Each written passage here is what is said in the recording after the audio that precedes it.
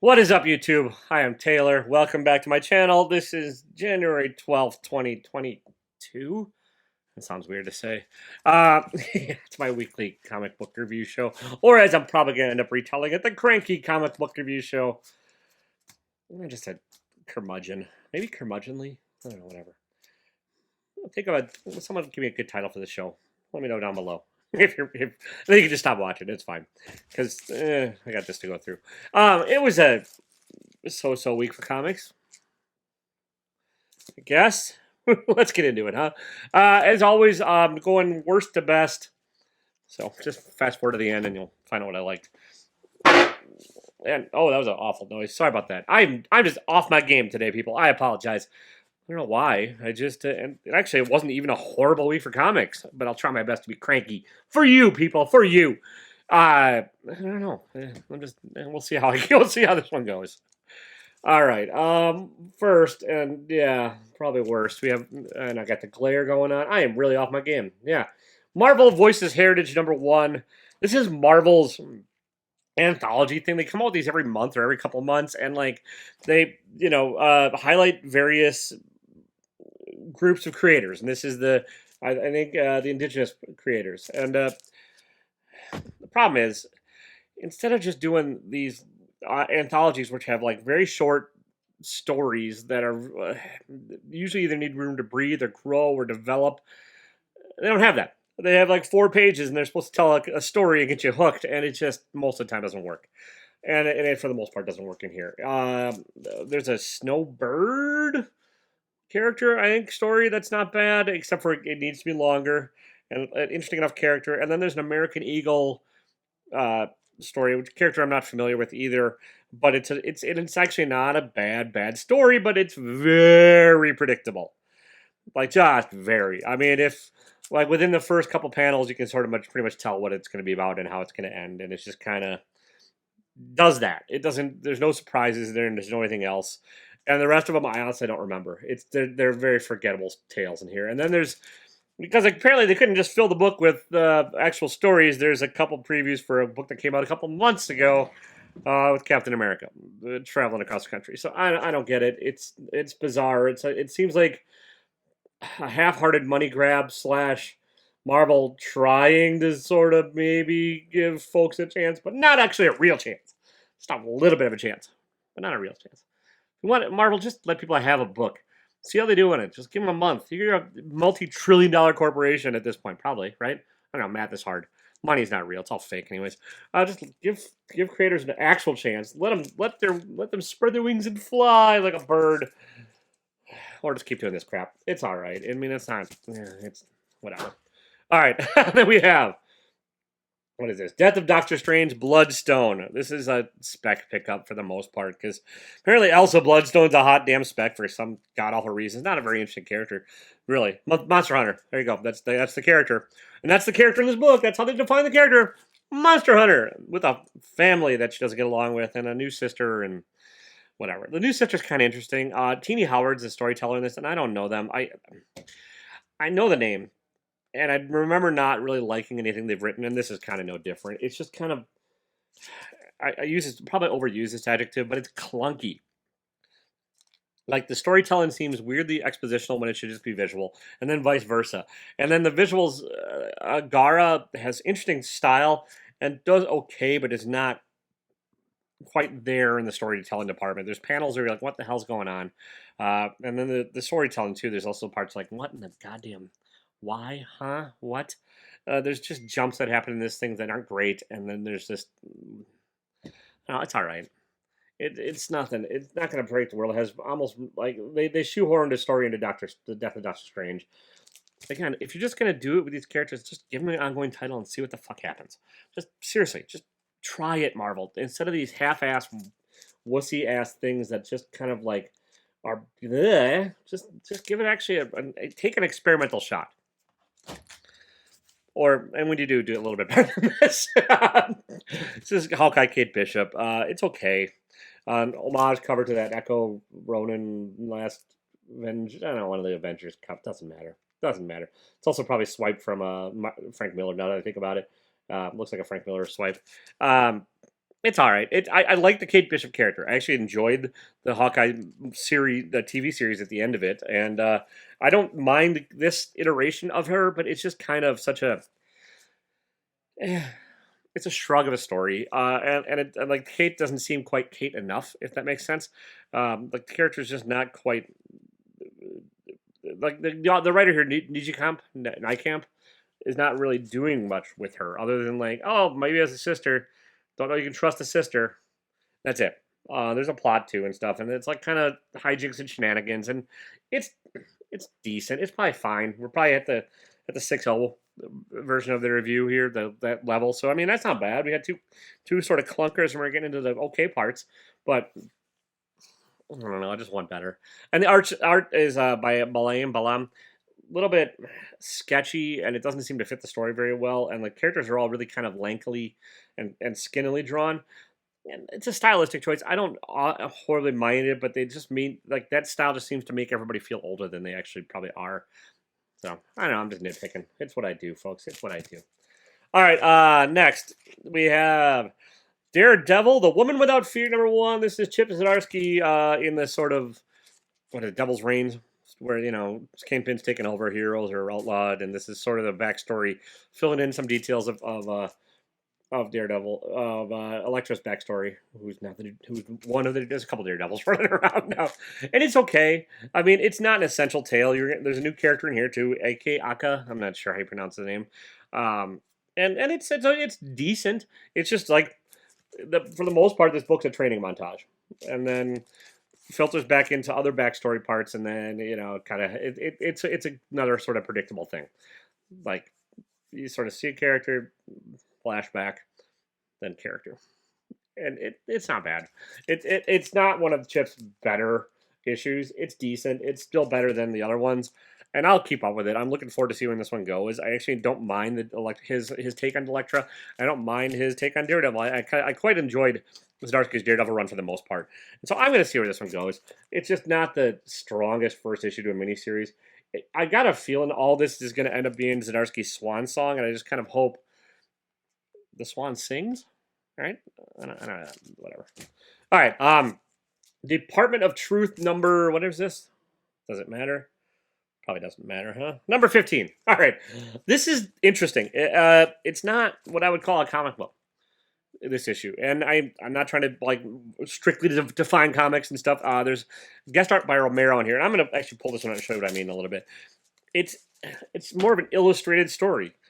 There's like a page, and there's dialogue, and there's a page, and there's dialogue, and then, there's a double splash page, which is a bad one, but it's a cool. I mean, the art is cool, stylized, kind of folksy a little bit, but yeah, it's like interview with the page.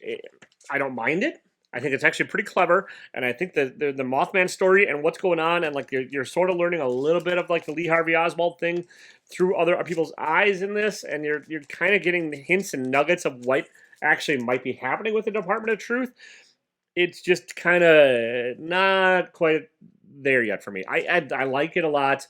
I think it's all of these. I think, and this is Tynan's issue a lot of the time. I think it'll be a better read when it's collected. I think the month-to-month can be kind of painful for some of his stuff, and this is not painful because he does actually make this issue interesting, but it'll just make a lot more sense when you have it all in front of you. This is one of those bits and pieces put together to form a semblance of a whole, which is a Lawrence Werner art thing I stole. And this is a bit and a piece put together to form a semblance of there's some semblance. Cool art. I like the fill in art by Romero.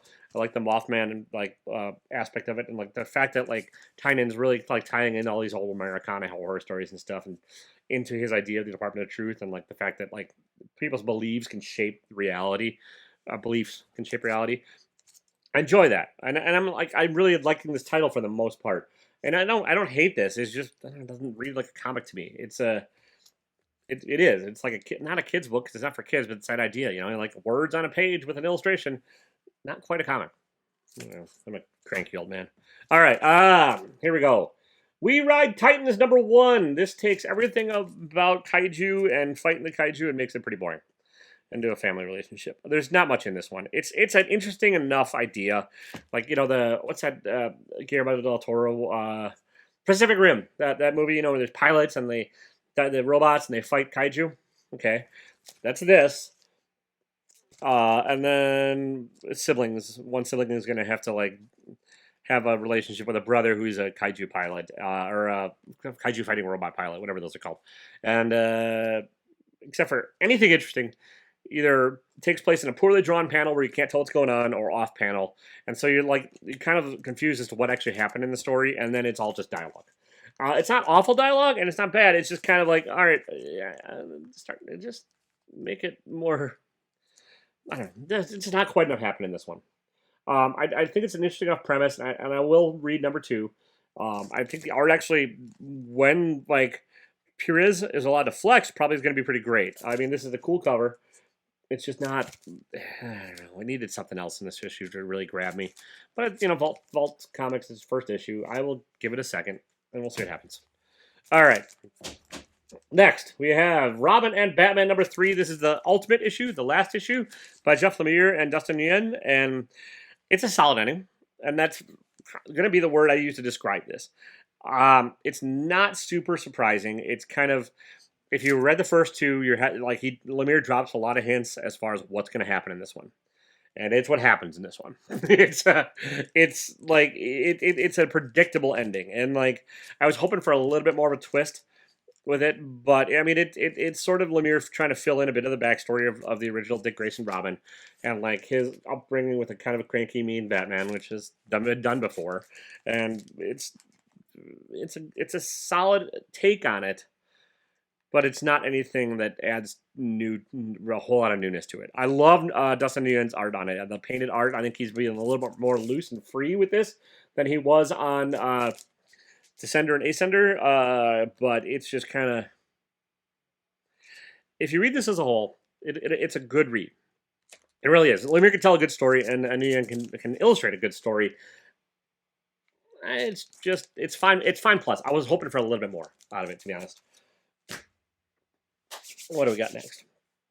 I probably should have put the Harbor Truth a little bit higher on this list now that I think about it, but whatever. I'm not redoing things, people. I'm not redoing things.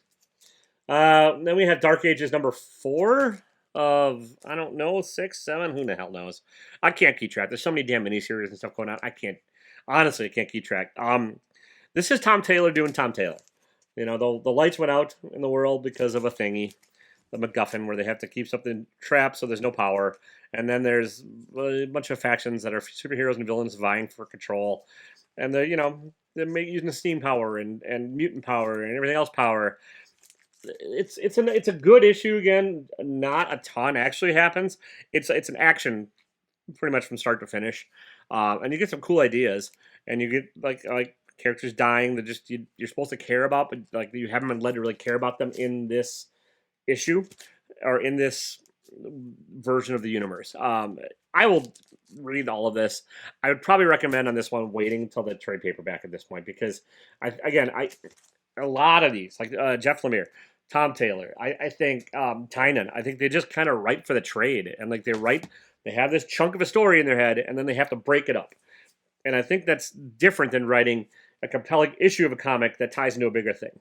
It's a distinct but subtle little difference, and I don't think that this issue is super strong on its own, but as part of the bigger picture, I think it's going to be great, and I think it's a great, fun universe type story that Tom Taylor's telling. It's just not the strongest of this series.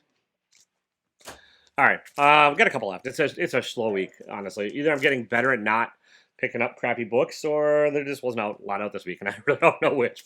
It was a slow week. All right, Stillwater number 12. This changes everything. Okay, it's Chip Zdarski, better than the Daredevil, and Ramon Perez. It's the end of the second arc, and like the end of the first arc changed everything, and the second arc changes everything, and it's dun dun dun. Like it's a good arc, not as strong as the first arc. Basically in Stillwater, nobody can die, and so there's people that want to keep the town that way, and then there's new person comes to town, everything changes, power structure, blah blah blah blah. But how do you have consequences? Nobody can die, and you will learn a little bit more at the end of this when there's a reveal that's like, oh, okay, that probably has something to do with it. And I think the next arc is probably going to like focus on why nobody can die. They haven't really delved into that a whole lot yet, but it's a good solid book. I mean, near mint minus. I don't know. I need to figure out a grading scale. I guess probably. And just I don't know. I liked it. I enjoyed this one. I'm gonna keep it up. Not the strongest issue of this series yet, but it's a strong series. Like from start to finish, Stillwater has been good. All right. Another one where I'm having trouble grading this one and having trouble figuring out what the hell anything, but here we go. What's the furthest place from here? I still have no clue what's going on in this book, like at all. But I am along for the ride. It is like Boss and Rosenberg. They've managed to like create this thing where like I like there's idea that's set in the future. There's no adults, and there's kids that don't really know how to fend for themselves, and the notion that something happens when the kids hit puberty, but you don't necessarily know what, they just kind of disappear. And there's different tribes or houses of kids, and they all like have their own thing. Like one house is records, one house is old people, one house is television shows, like one house is like each house has their own thing they sort of fetishize from the past. And then there's the idea of like bigger aliens or strangers or robots. You don't really know what the hell else is lurking around there that all these kids are afraid of. And there's rules been set in place, but you don't know who set the rules up. You don't know what's going on. There's a missing kid. That's sort of the catalyst to get everything, the plot moving. And like the kids from her house are hunting for her. I don't want to spoil a whole lot more than that, but that's it. And like there's not a lot being explained to you. Like you're expected to like kind of like put together little nuggets from what you've read. Normally after 3 issues in a story, I'd be a little frustrated by that. I'd be like, come on, you got to tell me what the fuck's going on. I want to know what's going on. But the art is very good, and the story is compelling enough, and the mystery is compelling enough that I'm just gonna read it. It's another one that might be more for folks, like some folks might enjoy it more when it's collected, because this is like chapters 17 and on, and I'm like, really, were there that many chapters? They're brief little vignettes, and it by that I mean it's sort of like scene changes in a television show. It's not really chapters as I would define a chapter of like a book or anything like that. It's just kind of like little camera angle switches sometimes, but it's a fun one. I almost made my book of the week, but there's one I kind of liked a little better, and we'll get to that one next. So here we go. My last book, short week, do with it what you will. King of Spies, #2 by Mark Miller and Matteo Scalera. I'm probably butchering everybody's pronunciation this week. This is like, what if James Bond had like a brain tumor, was going to die and was 65 years old and managed to make it that long and realized the world was still horrible, right? And so wants to make it better. And he thinks the way the way to make it better is by killing everybody. He's like, that person should die. That person should die. That person's awful. They should die. So he goes start killing them. It's a lot of fun. I mean, you could tell Mark Miller's rights with the idea that like this is going to get adapted into something else sometime, because he's just got that eye for the next thing. Like, I have a feeling with him, comics are just kind of like the vehicle to get him to on a television or movies, like the Kingsman or Kick-Ass or Jupiter's Legacy or blah blah blah. I think this would probably do better than most of those as an adaptation onto a live action thing. It's fun. It's kind of evil. There's the idea of like they're setting up like a family dynamic in here that's not super well explained yet. But yeah, this spy that's about to die goes around killing people, and now people are trying to figure out how to kill him before he kills everybody that's set up this organization. And the idea is like whether or not it's actually going to do any good. Like, you don't really know. Matteo Scalera's art, I love his art. He's got a really dynamic sense of art, of action and storytelling and character. Less cartoony on this book than he was on Black Science, and less exaggerated and darker, which fits the tone of this. But still, he's yeah, that's all. You lose words sometimes, and he's one of my favorite like artists, and I'm glad he's on here. So that's my book of the week. The top end, not necessarily super high this week. There's nothing there, even though like I really enjoyed this. On other weeks, it probably would have been 3/4 of the way through the stack if there were other stuff that's just like, I don't know, I'm going to take it as an okay week. Not a whole lot of low lows, but not a whole lot of high highs, and a short stack. I didn't spend as much as I sometimes do. So we're going to call that a win, right? And sorry it's less content for you folks, but it is what it is. All right, speaking of which, if you like what I'm doing, hit the subscribe button, please. You'll get notified every time a new video, and hit the notification bell if you want. I do these pretty much every Wednesday or Thursday, whenever I finish the books, and I'll drop the video. And yeah, you can buy some merch. It's fine hats or other things. Go to taylorwinder.com. Otherwise, I'm starting to have sales on Whatnot too. And if you go to Whatnot, use my link down below. You can save $10 off your first order. So you get basically $10 with the free comics. You don't have to use them on my shit. You can just use my link, get $10, and go to anybody's live sale and Whatnot, and you'll save $10. So there you go. Oh yeah, I have an Instagram down there too. Empty Thought Balloon. Give me a follow. All right. I love you all. I don't. That's creepy. People that love everybody, creepy. I tolerate you all. Tolerate most of you. But love's got to be earned, people. Love's got to be earned. All right, that's all I got. Don't be a dick. See ya.